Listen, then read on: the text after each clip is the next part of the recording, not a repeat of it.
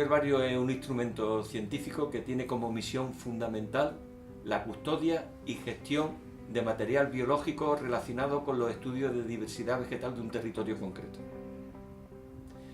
Las historias clínicas tienen un formato papel y en el herbario el formato es un pliego de herbario donde hay depositado una parte significativa de la planta que nosotros estamos estudiando, con la etiqueta, con todos los datos importantes de fecha de recolección, quién lo ha identificado, el nombre de la especie, la ecología, etcétera, etcétera, etcétera. ¿De acuerdo? Y el herbario del que estamos hablando pertenece a la UMA y dentro de la UMA pertenece al SCAI, que son los Servicios Centrales de Apoyo a la Investigación. Por tanto, un herbario es un instrumento de apoyo a todos los investigadores.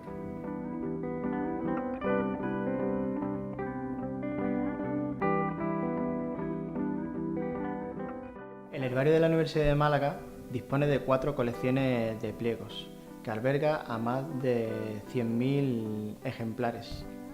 Constituyen más de 6.000 especies. Más del 50% se encuentran localizados en la provincia de Málaga y un 30% de ellos al resto de España. El resto serían de plantas que han sido recolectadas en otras partes del mundo. Todas estas colecciones se encuentran depositadas en armarios compactos móviles que nos permiten optimizar muy bien el espacio, además de conseguir preservar mejor a los ejemplares. De las 4 colecciones que tenemos en el herbario, la principal y más importante es la colección de cormófitos. Los cormófitos, que son las plantas vasculares. Esta colección de cormófitos la tenemos a su vez subdividida en varios grupos. El primer grupo, el más representado, sería el de la angiosperma, el de las plantas con flores. Después habría un segundo grupo, que son el de las gimnospermas, que son las plantas con semillas desnudas, ¿no? Como hace referencia etimológicamente su nombre, que estarían formadas por los pinos, los abetos, cipreses, enebros, etc. Y por otro lado, también tenemos un grupo de plantas vasculares como son los pteridófitos, constituidos por los helechos, equisetos y plantas afines. Los helechos que son plantas vasculares pero que se reproducen mediante esporas. Otra de las colecciones que disponemos en el herbario es la colección de algas, una colección de más de 5.000 ejemplares cuya principal representación pertenece a las costas de la provincia de Málaga. Tenemos otra colección que es la de briófitos, que son plantas primitivas, plantas de muy pequeño tamaño y muy poco desarrolladas y que son las que conocemos coloquialmente como muscos y herbáceas. Por último tenemos una pequeña colección de líquenes que serían organismos simbiontes entre algas y hongos. El herbario de la Universidad de Málaga dispone además de 4 colecciones históricas, colecciones de algas y colecciones especiales que tienen algunos de sus ejemplares más de 200 años de antigüedad. El herbario además dispone de una gran colección palinológica de referencia con más de 1.500 preparaciones de polen purificado, así como una gran colección de muestras aerobiológicas de más de 15.000 preparaciones de muestras de polen tomadas en el aire de distintas ciudades de la provincia, como pueden ser Málaga, Belén Málaga, Nerja, Ronda, y de otras ciudades extranjeras como Münster en Alemania y Tetuán en el norte de África, en el norte de Marruecos.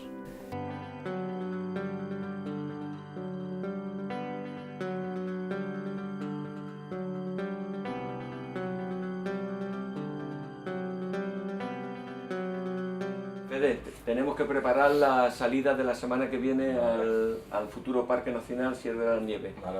Tengo interés en ir a 2 sitios distintos. Uno es a la zona más alta para ver cómo se encuentra fenológicamente la vegetación y recolectar musgo y helechos de los brocales de la cima, que es un hábitat muy interesante.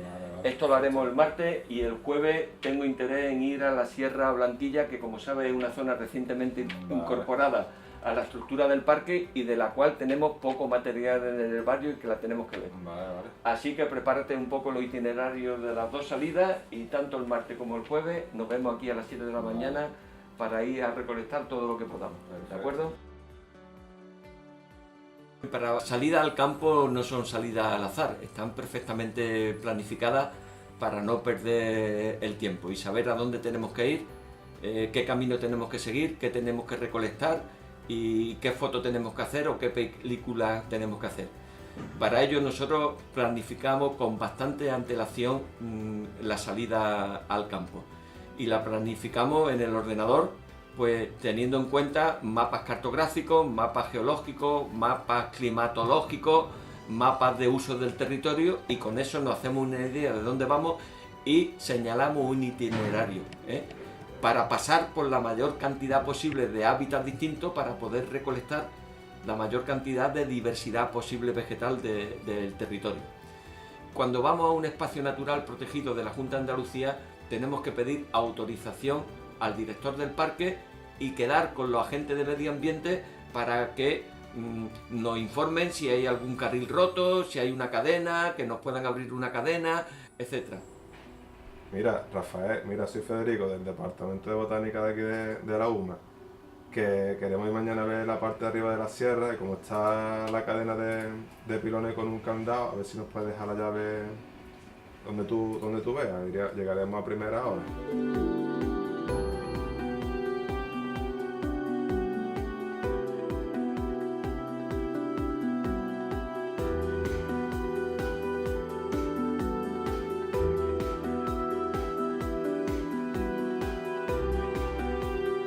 Mañana vamos a ir al Parque Natural de Sierra de las Nieves, vamos a ir a la parte de arriba primero, porque quiero ver en concreto dos simas, ¿vale? Que son de boca ancha, porque en la parte de arriba de la sierra, en las cimas se refugian unos helechos y unos musgos que no hay en otras zonas, sobre todo el helecho. El musgo está por ver, pero de hecho sí que sabemos que en algunas cimas se refugian allí y no están en ningún otro sitio de la serranía, o son muy raros, ¿no?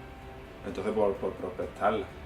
Y hay un par de ellas que quiero ver, una que está en la zona más cerca del puerto de los Pilones y otra que está en la zona de Enamorados. Entonces, aunque la parte de arriba está más atrás de la floración, como lo que vamos a ver eso, bueno, pues vemos eso y lo que haya salido en flor pues lo recolectamos.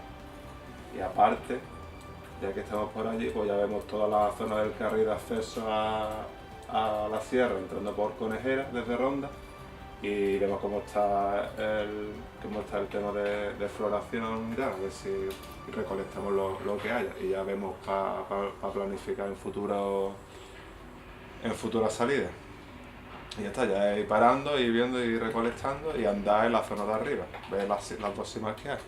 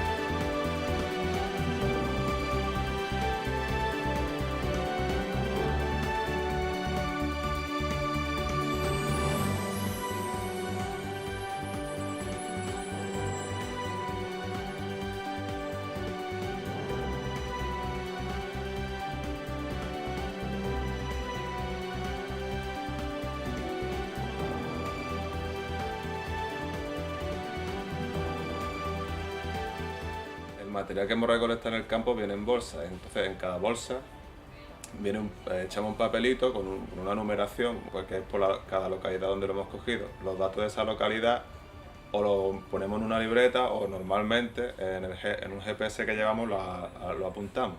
Ponemos un puntito y eso es cada localidad. Llegamos, abrimos una bolsa, localidad 1. Se esparce el material, se separa por especie y ahora cada especie la metemos en un periódico. Y así vamos separando. Volvemos a separar así hasta que terminamos todas las localidades.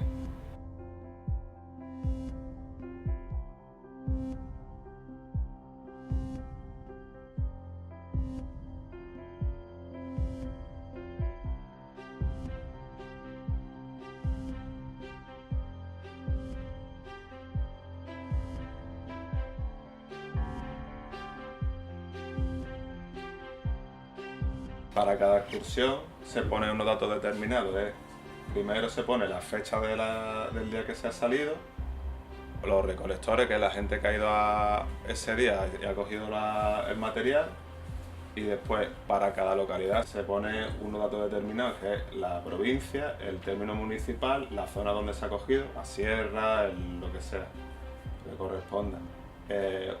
Una posición geográfica que nosotros lo cogemos con UTM de 1 por 1 kilómetro normalmente, a veces afinamos más de 1 metro por 1 metro, la altura y después la ecología que tiene las plantas que hemos recolectado, que normalmente lo ponemos en la comunidad, por ejemplo alcornocal o pastizales anuales, lo que sea. Y el sustrato donde crece, si son mármoles o son neisses, pues depende. Desde el primer momento en el que recolectamos una planta en el campo, se produce la degradación de la misma y de su materia orgánica gracias a la acción de bacterias y de hongos saprófitos. El vehículo que permite que estos microorganismos se desarrollen y que comience la putrefacción de la planta es el agua que contienen en sí los individuos.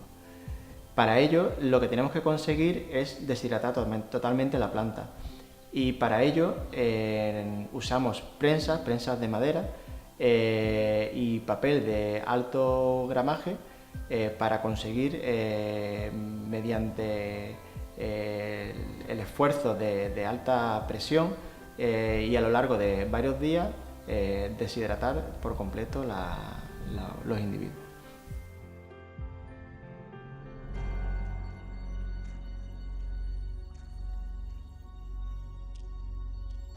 De los distintos pasos que tiene un herbario, desde que se recolecta una planta hasta que se incluye en el herbario y se informatiza, el más importante para mí es la identificación correcta de una planta. Si una planta está mal identificada, no sirve absolutamente para nada.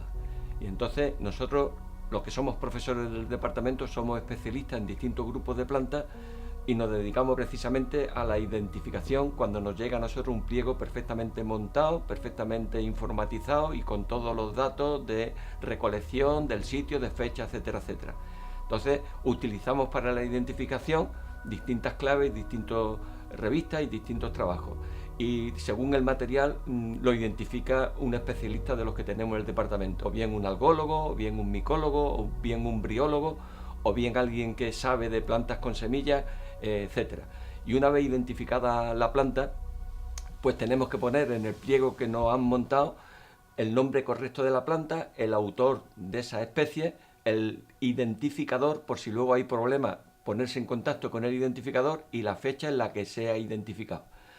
Una vez que se ha realizado la identificación lo más correcta posible, porque a veces es complicado, porque hay grupos de plantas de muy difícil identificación, pues lo que hacemos es ya terminar la informatización, que lo único que le quedaba era poner el nombre de la especie. Durante el proceso de informatización, a cada planta se le asigna un número de herbario.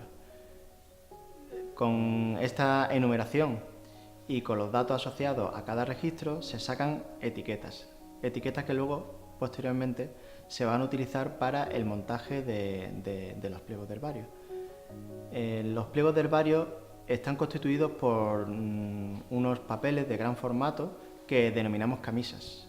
En el caso del herbario de la Universidad de Málaga, tenemos una camisa interna, que es de color blanco, en la cual adherimos la etiqueta con la información de la planta y la planta ya totalmente deshidratada. Además tiene una camisa exterior que contiene el número que le hemos asignado en la base de datos y la especie en cuestión. Estos pliegos sirven de soporte para poder llevar a cabo el transporte y además la preservación de la planta, y es lo que posteriormente se incluirá en el herbario. La información que se contiene en las colecciones que están depositadas en el herbario de la Universidad de Málaga se encuentran informatizadas y gestionadas a través de la aplicación Elysia, la cual nos permite la exportación de esta base de datos a un sistema estandarizado de archivos que se denomina Darwin Core Archive, y es el que se usa para la subida e implementación en GBIF. GBIF, que es la plataforma mundial de información en biodiversidad, es la mayor base de datos online de información biológica y alberga en la actualidad más de 1.000 millones de registros de más de 35.000 colecciones. Uno de los principales peligros que tienen los pliegos de herbario es el ataque de insectos. Por tanto, antes de llevar a cabo la inclusión de los pliegos en el herbario, tenemos que llevar unas medidas preventivas de dos tipos para conseguir que, si en los pliegos existe algún tipo de organismo vivo que pueda devorar la planta, conseguir eliminarla. De estos dos tipos de métodos, en primer lugar sería uno físico, en el cual lo que hacemos es congelar el material al menos durante 72 horas y a menos 20 grados centígrados. De esta forma, cualquier insecto que pueda haber dentro del pliego, así como puestas de huevos o larvas, se destruirían completamente.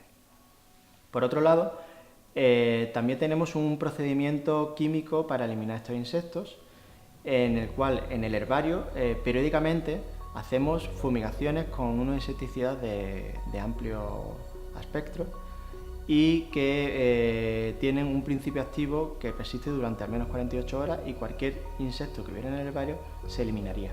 Además, estas medidas de conservación y de preservación están apoyadas con trampas de feromonas de los machos de estos insectos, de manera que si existiera algún individuo en la sala del herbario, sería capturado mediante estas trampas.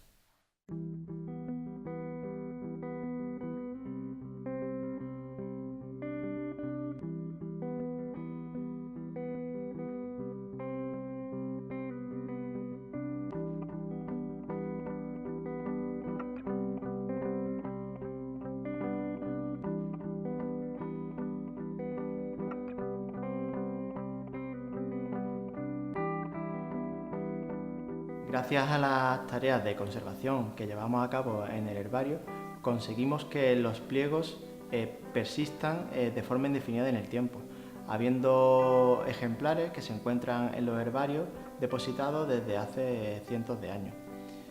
De esta forma conseguimos que las tareas y funciones que se desarrollan en el herbario se puedan ofrecer de forma óptima a los investigadores.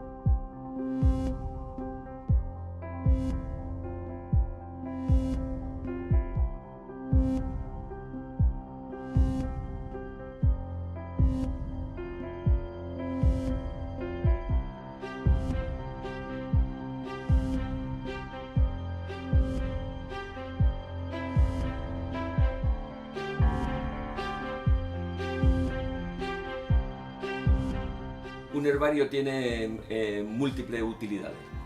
Entre las más importantes están las peticiones que nos hacen los investigadores de todo el mundo de material que tenemos depositado en nuestro herbario para ellos hacer sus estudios taxonómicos, su flora, todo lo referente a lo que ellos están estudiando. También es muy útil para los alumnos, para sus trabajos de fin de grado o fin de máster, para obtener información que ellos no tienen capacidad de obtener directamente en el campo, nosotros se la ofrecemos. O bien para planificadores del territorio o agentes medioambientales para saber si alguna ejecución que se va a hacer sobre el medio natural puede estropear una población de una especie endémica, de una especie legalmente protegida por la legislación andaluza. El herbario del MGC de la UMA aproximadamente tiene en la actualidad unos 100.000 testigos sobre diversidad vegetal del territorio que nosotros controlamos como herbario. ¿De dónde proceden esos 100.000 testigos? Pues tienen una procedencia muy variada.